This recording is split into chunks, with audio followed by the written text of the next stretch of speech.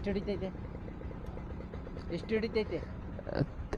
English Hindi Telugu कितना full tank को कितना कितना मतलब कितना నా జీవితంలో ఆడన్నారా బాబు ఫుల్ ట్యాంక్ అంటే ఎంత అనేది 22.7 23 మైలేజ్ వస్తుంది. ట్రావెల్ సిరీస్తో పాటు స్టోరీ సిరీస్ కూడా స్టార్ట్ చేద్దాం అనుకుంటున్నా.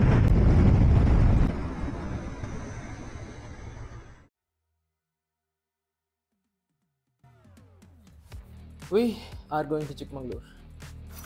ఇది యాక్చువల్గా 3 days ట్రిప్ అండ్ నా సోలో ట్రిప్. సో ఇది నా second solo trip. So I have decent experience with solo tripping. మనం ఇంకా చాలా మాట్లాడుకోవాలి, బైక్ పైన మాట్లాడుకుందాం. Let me pack this first.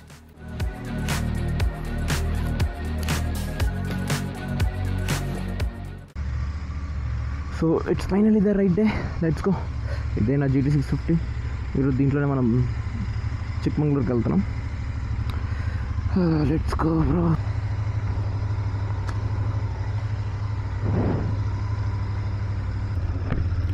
We have officially started our ride. Chikmagalur. Night అయితే భయంకరంగా వర్షం పడింది. అసలు ఈరోజు స్టార్ట్ అవుతానో లేదో అనుకున్నా, మొత్తానికి తగ్గిపోయింది. ఇదే మా చిన్న బ్యూటిఫుల్ టౌన్. నేను యాక్చువల్గా 5కి బయలుదేరదాం అనుకున్నా. 5కి అయితే ఇంకా సన్ రైజ్ కూడా అయ్యిండదు. ఇప్పుడు సన్ రైజ్ అయిపోయింది. But no problem, we'll go. వర్షాలు పడితే రోడ్లు బ్యూటిఫుల్గా ఉంటాయి, కాకపోతే ఆ రోడ్లో మనం వెళ్ళడానికి కష్టంగా ఉంటుంది. This is what I'm talking about. అందుకే ఎర్లీ మార్నింగ్ రైడ్ చేయాలి. ట్రాఫిక్ ఉండదు, వ్యూస్ అద్దరిపోతాయి. Look at this.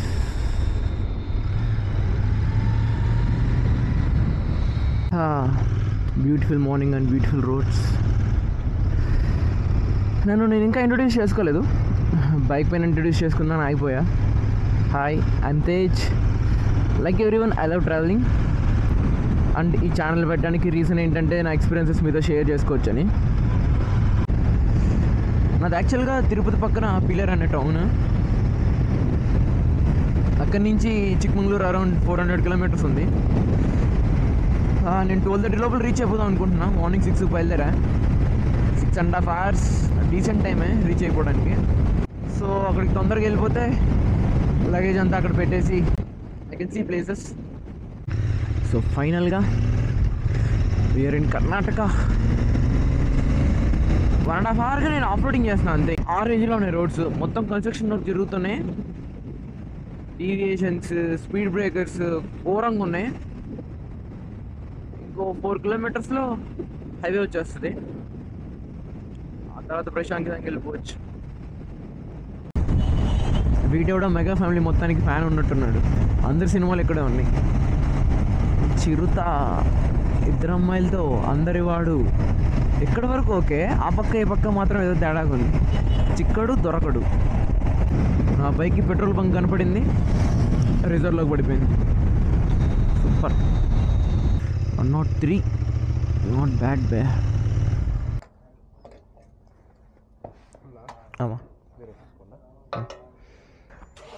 Total 8 liters petrol అయింది. నెక్స్ట్ ఫీలింగ్కి తెలిసిపోద్ది మైలేజ్ ఎంత వస్తుందని. మీకు కూడా ఒక ఐడియా ఉంటుంది చూడడానికి.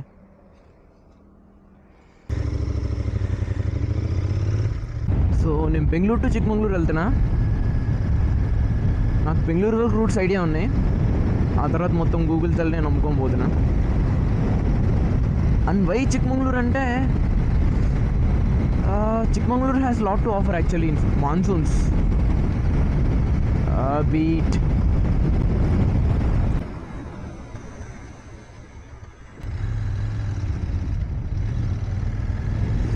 యాడ్రా దొరుకుతారు నాకే. ఇండికేటర్ అన్న ఈరా కనీసం బాబు.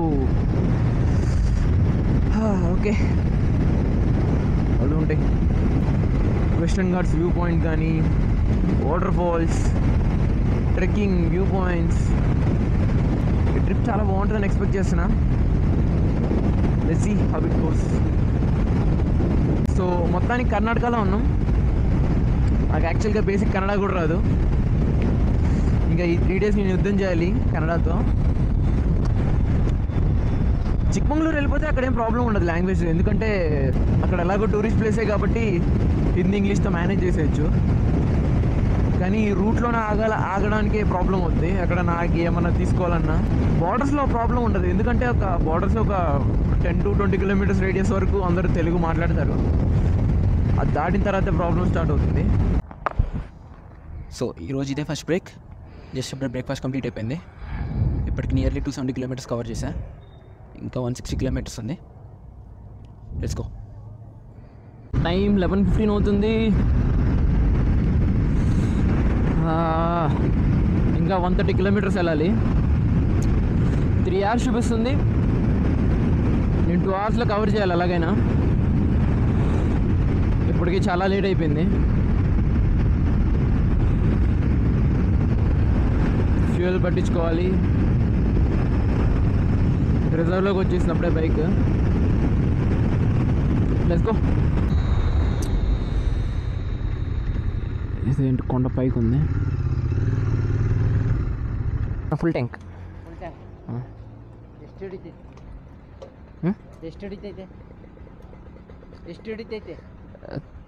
ఇంగ్లీష్, హింदी, तेलुगु. कितना?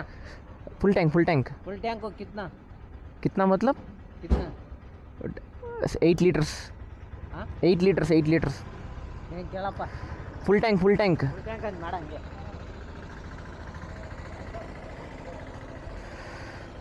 ఫుల్ ట్యాంక్ అంటే కిత్నా అంటే నేనేం చెప్పాలరా బాబు.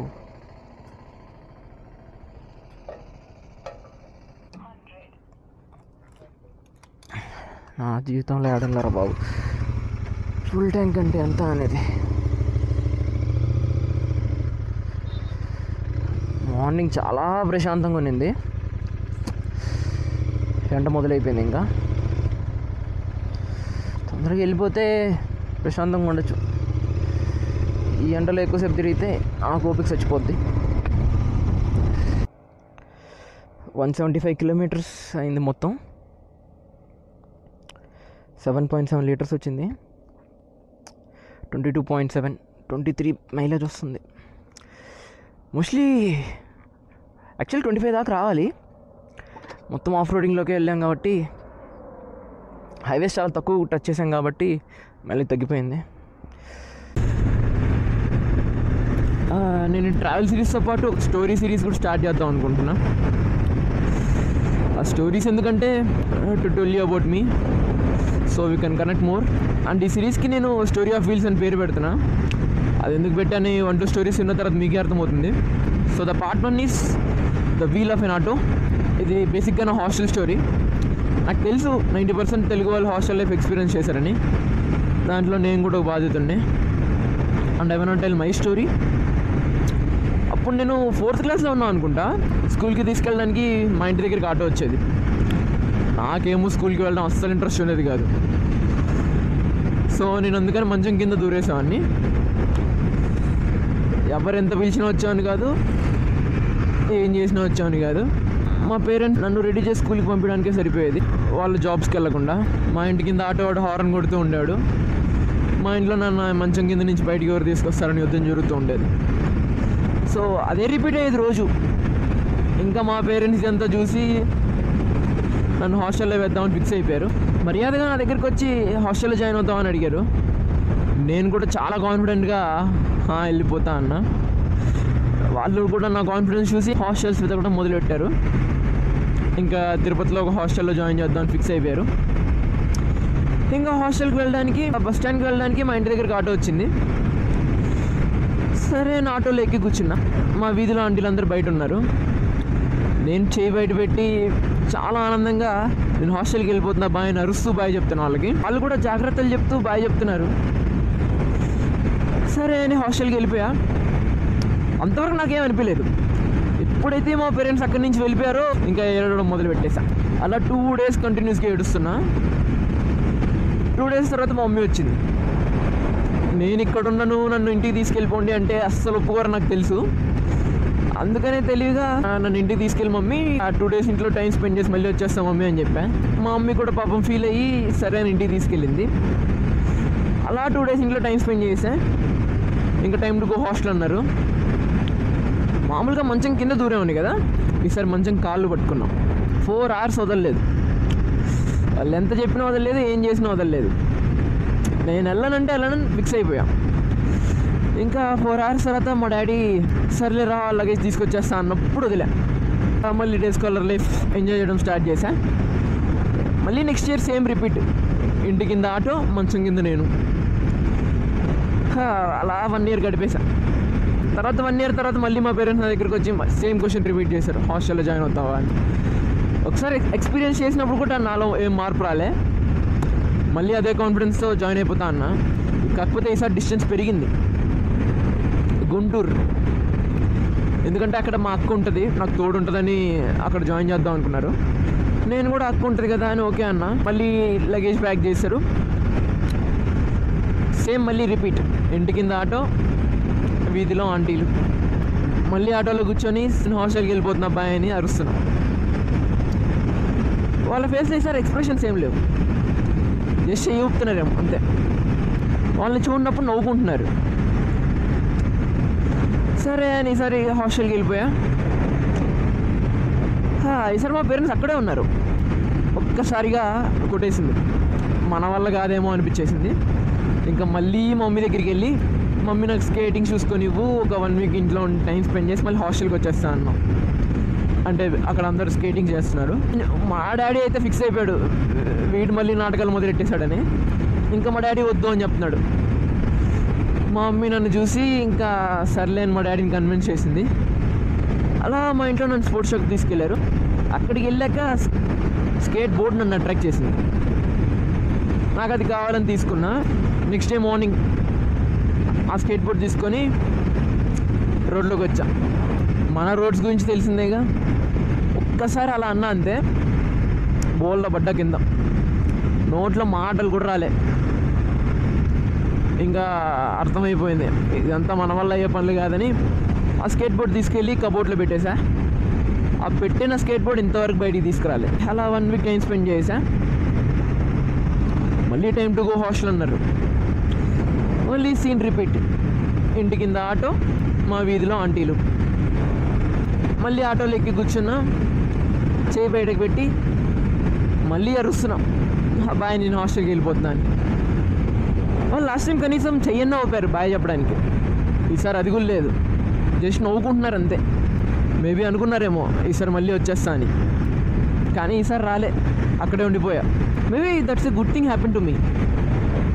హాస్టల్లో ఫస్ట్ టైం వెళ్ళడానికి చాలా భయం వేస్తుంది, కానీ ఒక్కసారి అక్కడ అలవాటు అయిపోయాక ఒక్కోసారి ఇంటికి కూడా రావాలనిపించదు. ఎంతైనా అక్కడ చేసే పనులు, నైట్ ఎవరికి తెలియకుండా చూసే సినిమాలు, ఆడడాన్ని ఆడుకోవడాలు, బాత్రూంలో చేసే water fights, those all hit different actually. నా హాస్టల్ లైఫ్ అయిపోయింది, కానీ గుర్తొచ్చినప్పుడల్లా I feel happy that my parents took good decision. So that's the end of part 1. మధ్యలో ఏం చేస్తున్నా అనుకోకండి, lot more stories to come. Let's continue with our ride.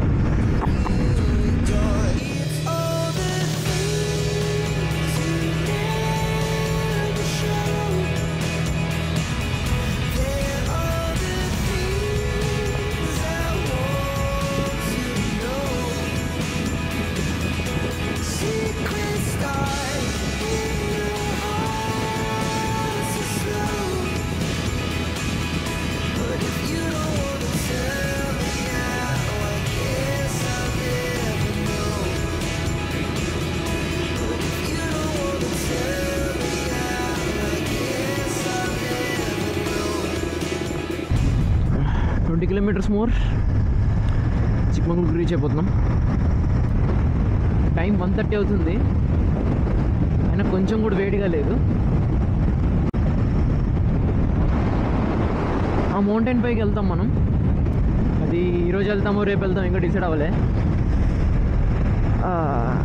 Mostly bike పైన వెళ్ళొచ్చు, కొంచెం చిన్న ట్రెక్కింగ్ ఉంటుంది అనుకుంటా.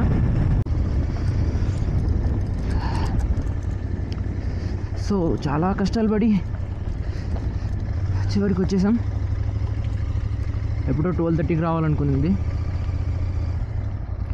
ఇప్పుడు టైం 1:50 అయిపోయింది. Happy that I have got parking.